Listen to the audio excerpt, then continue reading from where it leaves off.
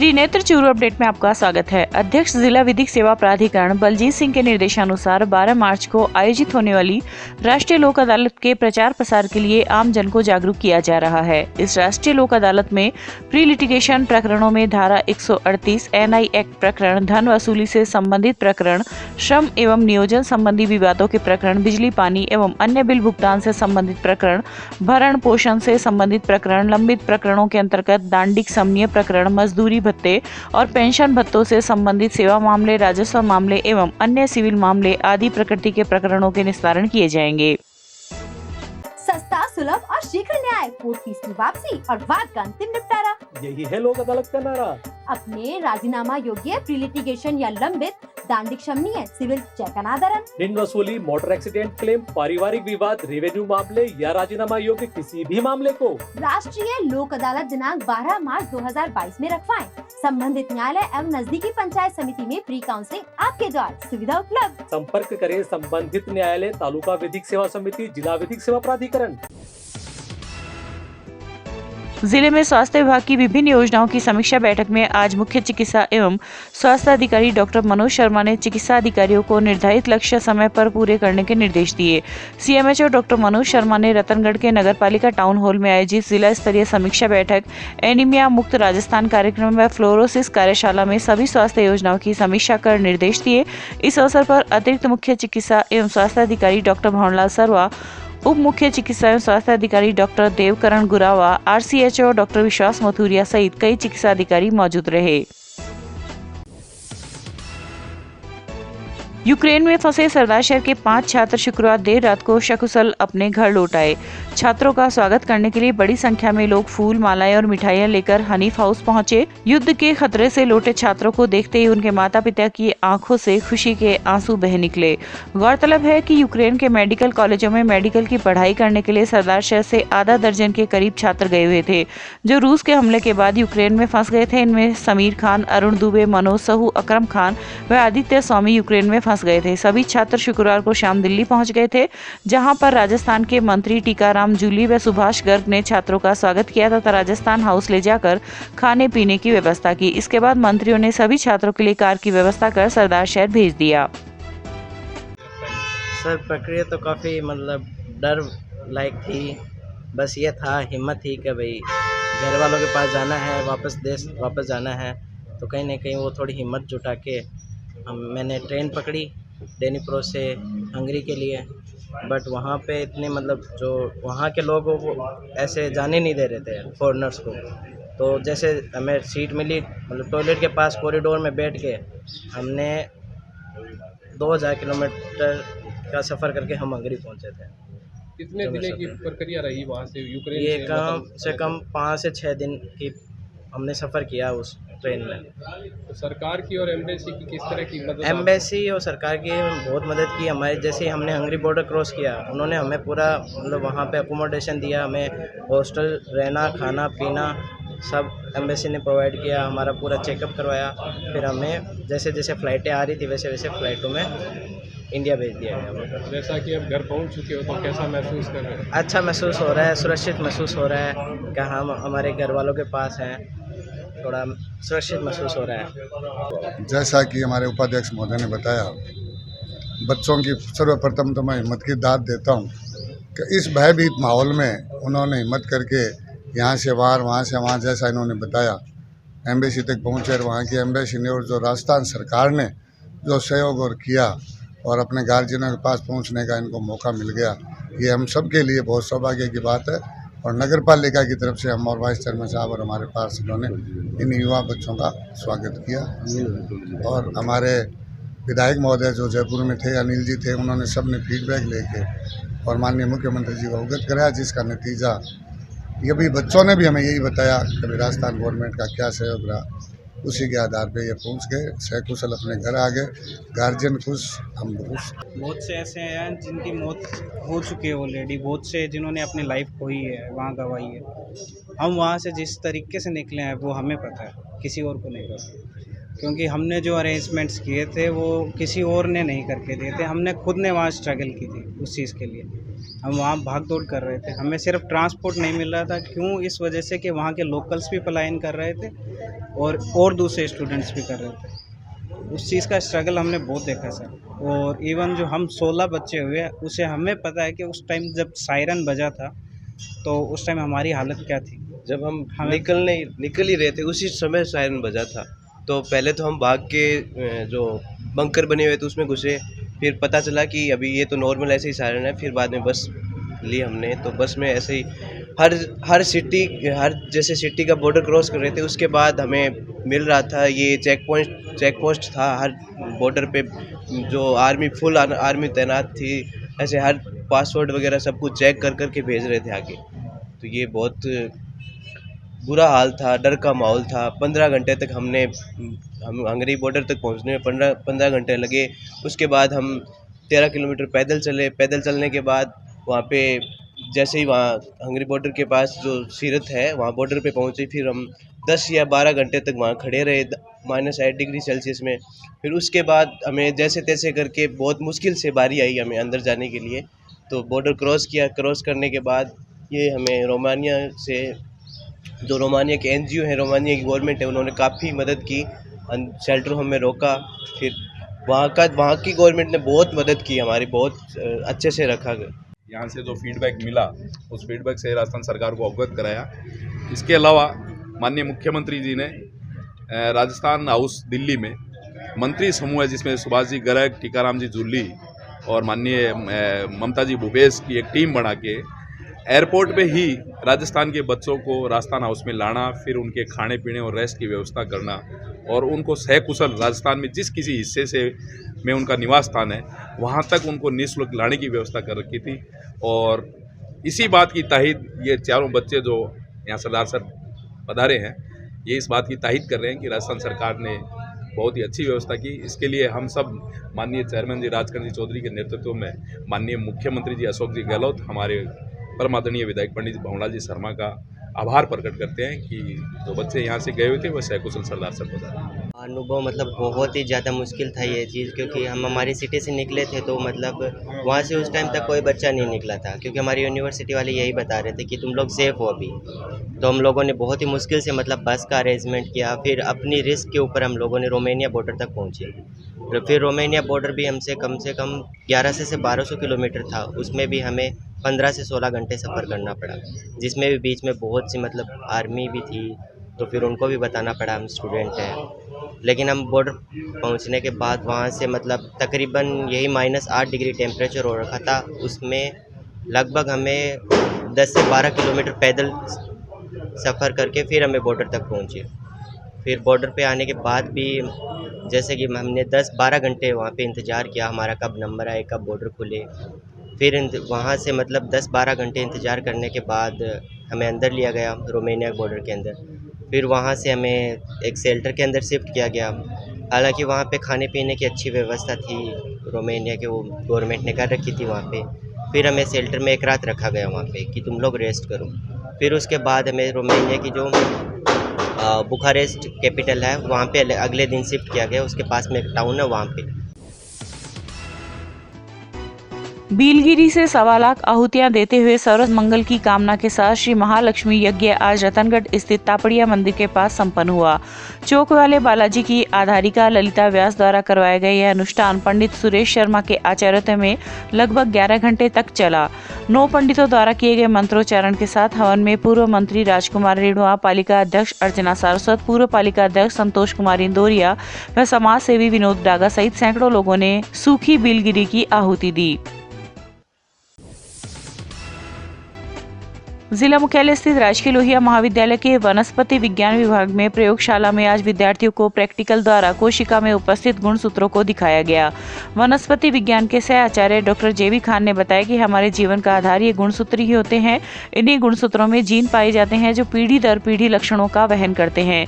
इंसान का व्यक्तित्व यही जीन निर्धारित करते हैं। छात्रा यशस्वी ने खुशी इजहार करते हुए बताया कि ये हम सबके लिए नया अनुभव है कि हम अपनी आंखों से गुणसूत्रों को देख पा रहे हैं। इस अवसर पर सिमरन, सृष्टि, कौशिक, मानसी, सोनी आदि उपस्थित थी। आज विद्यार्थियों को प्रयोगशाला में प्रयोग करके ये बताया गया कि हमारे जो गुणसूत्र है वो जीवन का आधार होते हैं और इन्हीं गुणसूत्रों पे हमारी जो जीवनी है या जीवन टिका हुआ है। विद्यार्थियों को स्वयं प्रयोग करके उन्होंने अपने हाथों से उन गुणसूत्रों को पृथक करके और देखा कि किस प्रकार उनका विभाजन होता है, किस प्रकार वो अलग अलग होते हैं और जब अलग होकर पीढ़ी दर पीढ़ी आगे पहुंचते हैं तो उनका किस प्रकार से संगठन होता है। ये सारा आज हमने प्रयोगशाला में विद्यार्थियों को करके दिखाया। इससे विद्यार्थियों को न केवल ज्ञानवर्धन हुआ बल्कि उन्होंने अपनी आंखों से भी जो बातें आज तक उन्होंने किताबें में पढ़ी थी वो बातें आज उन्होंने अपने आंखों से देखा। इससे उनका बहुत ज्यादा ज्ञानवर्धन हुआ। राजस्थान राज्य भारत स्काउट गाइड रतनगढ़ के तत्वावधान में चल रहे 6 दिवसीय द्वितीय व तृतीय स्काउट गाइड जांच शिविर व रैली के अंतिम दिन आज सर्वधर्म प्रार्थना सभा का आयोजन किया गया। राजस्थान राज्य विधिक सेवा प्राधिकरण के अंतर्गत संघ के प्रधान संतोष कुमार इंदौरिया के निर्देशन में जन जागरण हेतु स्काउट गाइड रैली का आयोजन हुआ। इस दौरान इंदौरिया ने लोक अदालत के संबंध में जानकारी दी। शिविर के समापन पर शिविर प्रभारी डॉक्टर चेतन चौहान ने सभी आगंतुक स्काउट गाइड प्रभारी, संस्था प्रधान, प्रशिक्षण दल सहित सहयोग करने वाले सभी लोगों का आभार प्रकट किया। इस अवसर पर शिविर संचालक भैराराम प्रजापत, सचिव नरेंद्र स्वामी, प्रशिक्षक मनीराम आदि उपस्थित थे। तारानगर तहसील के गांव सात्यू के महात्मा गांधी राजकीय अंग्रेजी महाविद्यालय में आज मां सरस्वती की मूर्ति का अनावरण किया गया। गांव के भामाशाह दिलीप कुमार दायमा के द्वारा विद्यालय के मुख्य द्वार हेतु मां सरस्वती की प्रतिमा भेंट की गई। इस अवसर पर गांव के भामाशाह ओम प्रकाश दर्जी ने मुख्यमंत्री जन सहभागिता के माध्यम से 1,25,000, चंदगी दूत ने 51,000, पीपल चौक होली संस्थान के द्वारा 51,000 व दिलीप कुमार दायमा द्वारा 45,000 रुपए विद्यालय में भेंट किए गए। आज महात्मा गांधी राजकीय विद्यालय सात्यू में मां सरस्वती की मूर्ति स्थापना का कार्यक्रम है वो आयोजित किया गया। कोरोना गाइडलाइन की पालना करते हुए जिसमें गांव के प्रमुख भामाशाहों और विद्यालय के स्टाफ और बच्चों ने भाग लिया, जिसमें कुल 1,11,000 रुपये ज्ञान संकल्प पोर्टल पर गांव वालों ने बच्चों के फर्नीचर और प्रोजेक्ट के लिए दान दिए और भामाशाह दिलीप जी दायमा के द्वारा मूर्ति स्थापना मां सरस्वती की मूर्ति स्थापित की गई। जो भामाशाह हैं उनका जो पूरा ब्यौरा है वो हमारे सहकर्मी श्री सुभाष जी आपको देंगे कि किन किन भामाशाहों ने कितना कितना सहयोग प्रदान किया। धन्यवाद। आज महात्मा गांधी अंग्रेजी माध्यम विद्यालय सात्यू में मूर्ति स्थापना मां सरस्वती की मूर्ति स्थापना का कार्यक्रम बड़े धूमधाम से मनाया गया। इस अवसर पर दिलीप कुमार दायमा ने मूर्ति स्थापना में जितने रुपए खर्च हुए मूर्ति के 60,000 रुपये के लगभग की लागत जो है वो वहन की। इसके साथ दिलीप कुमार दायमा ने 45,000 रुपये का प्रोजेक्टर भी विद्यालय को प्रदान किया। मुख्यमंत्री जन सहभागिता योजना के अंतर्गत 1,25,000 रुपये का फर्नीचर का खर्चा जो था वो ओम प्रकाश जी दर्जी ने वहन किया। 51,000 रुपये चंदगीराम जी दूत ने विद्यालय को प्रदान किए। 51,000 रुपये होलिका संस्थान ने भी विद्यालय को प्रदान किए। इस तरीके से भामाशाहों के द्वारा लगभग 2,75,000 रुपये का आज विद्यालय को दान किया गया। भामाशाह इसी प्रकार से विद्यालय में आते रहें और बच्चों को प्रेरित करने बहुत बहुत धन्यवाद। बहुत दिनों से हमारे गांव के विद्यालय में मां सरस्वती की प्रतिमा की आवश्यकता थी। विद्यालय परिवार के कहने से हमारे बड़े भाई साहब दलीप दादीच सनोप श्री द्वारका प्रसाद जी दादीच के द्वारा मां सरस्वती की प्रतिमा विद्यालय में स्थापित की गई। मां सरस्वती अपना आशीर्वाद सदैव सभी पर बनाए रखे। विद्यालय परिवार को हमारे दादीच परिवार की ओर से बहुत बहुत आभार।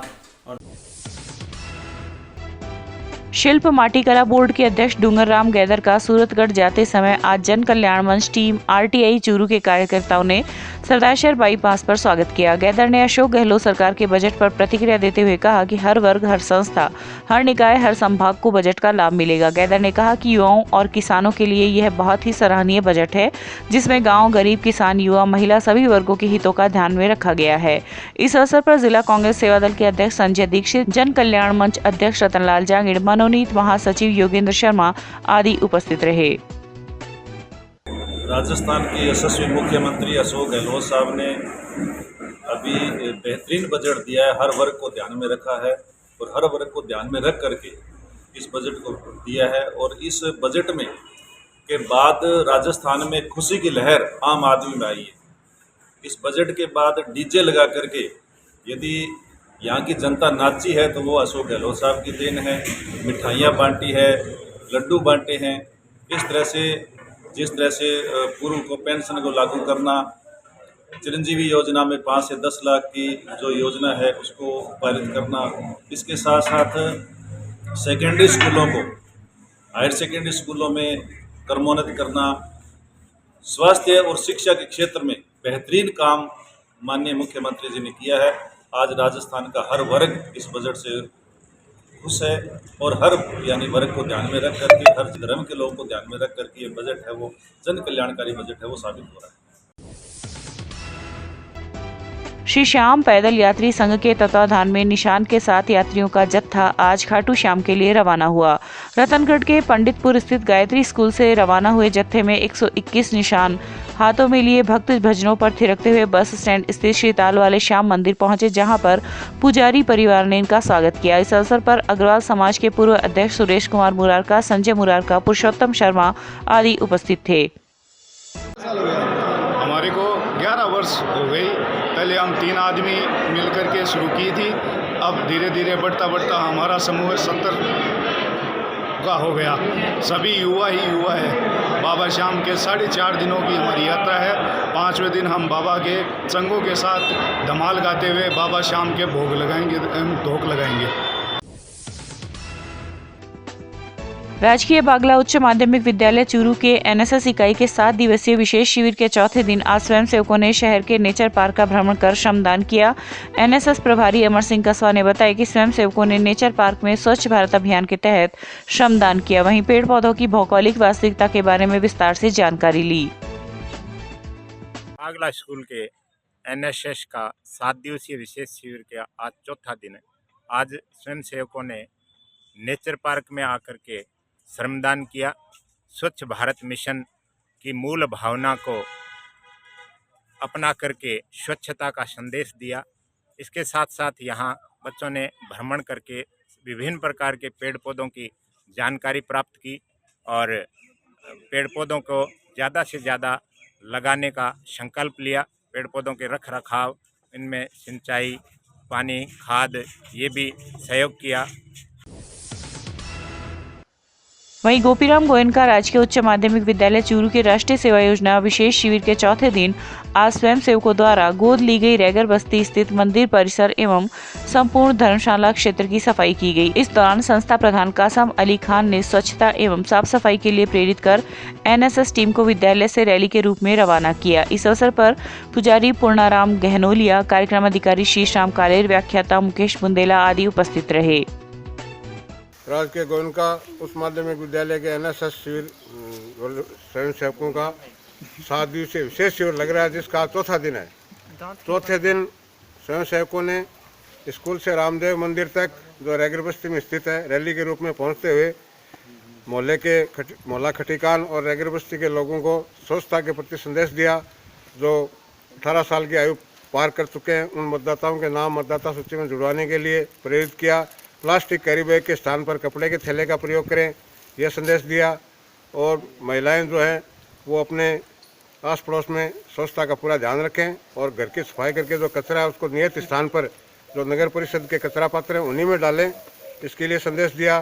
फिर रामदेव मंदिर में पहुंच करके वहाँ के समस्त परिसर की सफाई की, पेड़ों की कटाई छंटाई की और रामदेव मंदिर के पुजारी श्रीमान पूर्णाराम जी गहनोलिया ने रामदेव जी के इतिहास के बारे में बताया और राजस्थानी लोक देवताओं के प्रति अपनी आस्था बनाए रखने के लिए छात्रों को ये संदेश दिया कि अपने सभी मोहल्ले वासियों, अपने घर परिवार, गांव, ग्वाड़ी सबको प्रेरित करें और देवताओं के प्रति आस्था रखें, जिससे समाज में एक बहुत ही सौहार्दपूर्ण वातावरण बना रहेगा एवं सांप्रदायिकता की भावना से लोग बचे रहेंगे। आपका नाम? शीश राम कालेर। मैं गोयनका राजकीय उच्च माध्यमिक विद्यालय में एनएसएस का कार्यक्रम अधिकारी हूँ और यहाँ बच्चों को साफ सफाई के लिए लेकर के आया हूँ। उत्कर्ष सेवा संस्थान रतनगढ़ के तत्वाधान में आज वार्ड संख्या 21 में स्थित आंगनबाड़ी केंद्र पर मेहंदी प्रतियोगिता का आयोजन किया गया। संस्थान सचिव कृष्णा माटोलिया ने बताया कि पर्यवेक्षक सुशीला सागवान के मुख्य आतिथ्य में कार्यक्रम की अध्यक्षता गायत्री सोलंकी ने की। प्रतियोगिता में 9 बालिकाओं ने भाग लिया, जिसमें विशाखा कंवल प्रथम स्थान पर रही। इस दौरान विजेता एवं प्रतियोगिता में भाग लेने वाली बालिकाओं को पुरस्कृत भी किया गया। इस अवसर पर विशिष्ट अतिथि पार्षद नंद किशोर भार्गव, उषा टेलर, कार्यकर्ता छोटू देवी मेघवाल आदि उपस्थित थी।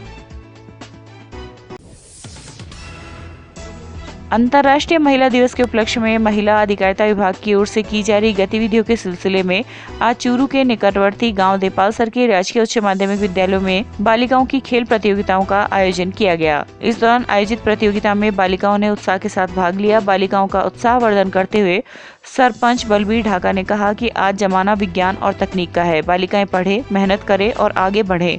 उन्होंने कहा कि आज हर क्षेत्र में महिलाओं ने खुद को साबित किया है। इस अवसर पर महिला अधिकारिता विभाग की सुपरवाइजर कृष्णा, ताराचंद भामू, प्रधानाचार्य सिकंदर खान आदि मौजूद थे।